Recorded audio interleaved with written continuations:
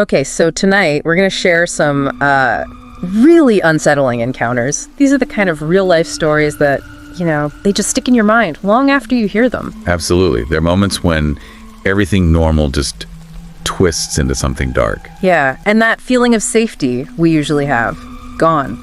Just like that. Well, these personal accounts, they tap into something really primal, don't they?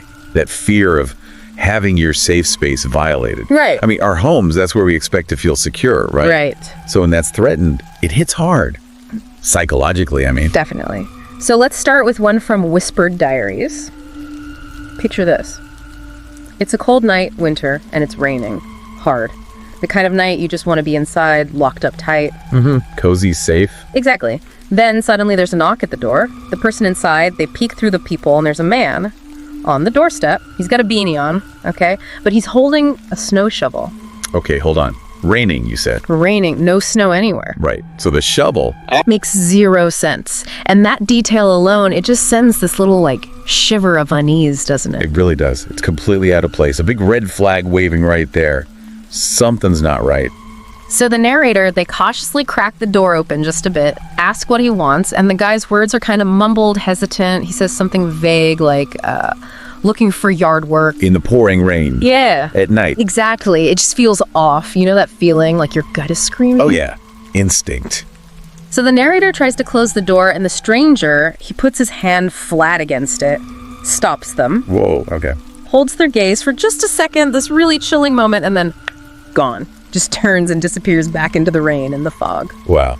Just vanishes, leaving them standing there, I bet, heart pounding. Totally. A really, really unsettling interaction, but it doesn't end there. Not even close. That physical contact, stopping the door, that elevates it. It's not just weird anymore. It's potentially threatening. Exactly. So later that night, they're downstairs, and they hear this definite thump from upstairs.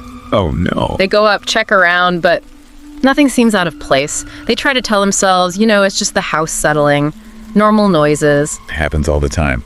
Easy to rationalize, especially when you want it to be nothing. Right. But then later, as they're actually getting ready for bed, they notice something. A second-story window. It's cracked open, just slightly. A second-story window? Yeah. How would someone even reach that? Well, that's the thing. There's only this tiny little roof overhang below. It'd be really hard to get to, and then they see it. Faint, but it's there. A shoe print. On the windowsill. Oh, man. Okay, so the thump? Suddenly makes a whole lot more sense. And it's terrifying. The delay makes it worse somehow. Yeah. You dismiss the noise, then find the proof later. That shift from unease to real, actual alarm. Chilling. A wave of just pure dread washes over them. They don't make a sound, slip back downstairs, grab their phone, and they hide in the garage to call 911. Imagine that fear. Hiding in the dark, rain outside, knowing someone might be in your house. Terrible. That feeling of being trapped, hunted in your own home. When the police arrive, they search the house very carefully, and they find him. Where? Hiding in the master bedroom. No. It was the same man from the doorstep. And the narrator, they were just moments away from walking into that bedroom themselves. That is way too close. The master bedroom, that feels targeted. Very specific. And here's something else really disturbing. The police found his shoes downstairs. You took them off? Yeah, to avoid leaving footprints on the carpets upstairs. Wow. Okay, that's premeditated. That's calculation. That's not random. Not at all. When the police brought him out, the narrator saw him, knew it was him instantly, and his reaction, just angry, defiant. Like he was mad he got caught. Exactly. It turns out he had climbed up onto that little roof section that was the thump and got in through the window. Unbelievable. For the narrator, the aftermath was just lasting anxiety, sleepless nights, that feeling that their home wasn't safe anymore. It was just violated. And that feeling doesn't just go away. Losing that sense of security in your own home, that's profound. It sticks with you. Okay, let's shift gears slightly. Our next story, it happens at a gas station. Late night, overnight shift. Those shifts can be eerie anyway. Isolated. Totally. So there's this regular customer. The employee knows him as Dave. He comes in pretty often, late, buys small, kind of random things. Okay, seems harmless enough at first. Right. But one night, Dave comes in and he's different. He looks flustered. He's actually sweating, seems really rushed. And he wants to buy a master lock. Urgently. A lock. That's specific. And the urgency. The employee, just making conversation, asks casually, oh, get a new bike or something like that. But Dave just brushes it off, barely answers, just pays, grabs the lock, and bolts out of there. That abruptness, the strange purchase. Yeah, that would definitely ping my radar. Something's unusual there. Then Dave just vanishes. Doesn't come in for a whole week, which is unusual for him. Makes his return even more noticeable, I bet. Definitely. When he does show up again, he's even more agitated. He's like muttering to himself, looks really frustrated, anxious. Not good signs. Then the employee hears it. A loud thud. From outside, near where Dave's car is parked. The thud. Like something heavy. Sounds like it. And immediately, Dave whips his head around and just stares. Directly at the employee. Really intense. Unsettling. Oh, that stare. That's confrontational almost. Or like, did you hear that? Yeah. Then another thud. Kind of muffled this time, and Dave just turns, boom, rushes out the door, doesn't say a word. Okay, multiple thuds. The stare, the rushing out. Alarm bells should be ringing loud now. The employee felt it, that strong gut feeling, you know? Something is seriously wrong here. So as Dave is driving away, the employee, quick thinking, grabs their phone and snaps a picture of his license plate. Smart move. Really smart. Trusting that instinct. Absolutely. So they call the police, tell them what happened, the weird behavior, the thuds, the plate number. Yeah, what do the police find? It's shocking, actually. They track down the car, the owner. Turns out Dave, well, that wasn't his real name at all. And he had kidnapped a woman. He just moved into this remote cabin nearby, no real local address history. He kidnapped someone. Yeah. And she was possibly in the car. The thuds. That seems to be the implication. But the good news, the really good news, is because the employee acted so fast, called it in, got the plate. They found her. They found her, rescued her before anything truly terrible happened. She was safe. Wow. Okay. That employee is a hero. Seriously.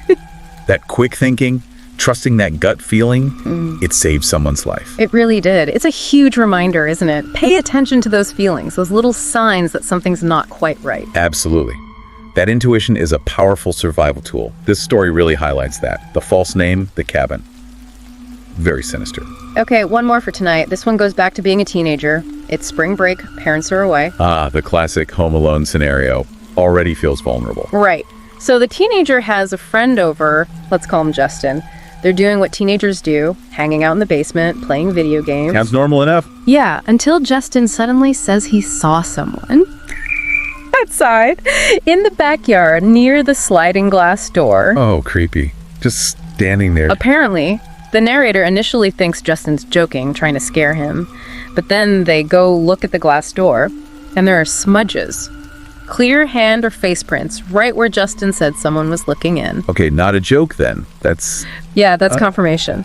Very unsettling, being watched. They freak out a little, obviously, go outside, check the whole perimeter of the house cautiously, but they don't find anyone. Nothing else seems disturbed. So maybe they scared them off. Or maybe they were already gone. Could be. They eventually go back downstairs, try to shake it off, get back to their game. But that feeling, it lingers. Hard to relax after something like that sense of intrusion, even if nothing happened yet. Exactly. So later, they decide they'll just sleep down in the basement.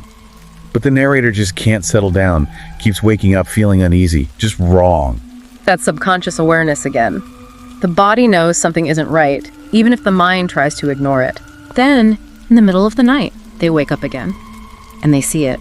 A tiny sliver of light, coming from under the door at the top of the basement stairs. Light. But they were downstairs, the lights upstairs should be off. Exactly. The door should be dark underneath. Justin, the friend, he's fast asleep next to him. Oh, my stomach just dropped. That's bad. That's really bad. Yeah, pure dread kicks in. But they have to know. They slowly, quietly creep up the basement stairs. They peek out, and the hallway light is on. Kitchen light beyond that. Also on. Someone's definitely in the house. Then, the absolute chilling moment, they catch a glimpse of movement, reflected in the glass of the back door. And then they see it more clearly, something, or someone, moving fast down the hallway, away from them. Oh, wow. Okay, time to run. Panic. Pure panic. They bolt back down to the basement, shake Justin awake frantically. They both scramble into a closet, terrified, whispering, trying to call 911 on a cell phone. Hiding in a closet while someone is in your house, that's nightmare fuel. And they can hear them moving around upstairs. Sounds like they're searching for something. Opening things, closing things. Looking for what? Valuables. Or them. I don't know. Then it just goes quiet. Eerily quiet. Waiting in silence. wondering if they're gone or if they're listening. Terrifying. When the police finally arrive, they clear the house. Upstairs, they find the back door, the bolt lock, snapped right off. Forced entry. So they definitely broke in. It wasn't just unlocked. Nope, forced their way in. But whoever it was, they were gone by the time the police got there. Vanished, like the guy in the first story. Yeah. But here's the part that really gets under your skin. For years after that night, years, What? the narrator would find those same smudges again. Occasionally. On the glass of the back door, like someone was still coming back, still peering in. No way. For years. That's psychological torture. It only stopped, apparently, when they finally installed a security camera covering the backyard. So the camera deterred them. But they never found out who it was or why. Never. The motive, who it was, complete mystery. Just that lingering feeling of being watched, of vulnerability, that your space was breached and you don't even know why. That unknown element is deeply disturbing. The lack of closure just lets the fear fester, the recurring smudges. Wow. So yeah, 3 different stories, right? But they all have that same kind of core feeling. Ordinary places, ordinary moments, just shattered by something unexpected, frightening, intrusive. That violation of presumed safety. It leaves a mark. It really makes you think, doesn't it? About your own home, your own routines, those little gut feelings you sometimes get when something just feels, well, off. Definitely. They're stark reminders, really. We are vulnerable sometimes. And it pays to be aware, to trust your instincts, even, maybe especially, in places you think are totally secure. Well, thank you for listening along with us to these recounted experiences here on Horror Docs. If these stories gave you chills or maybe made you think, please do us a favor. Like this, share it, and subscribe to the Horror Docs channel. We've got more unsettling tales coming. Until next time, Stay aware. stay vigilant.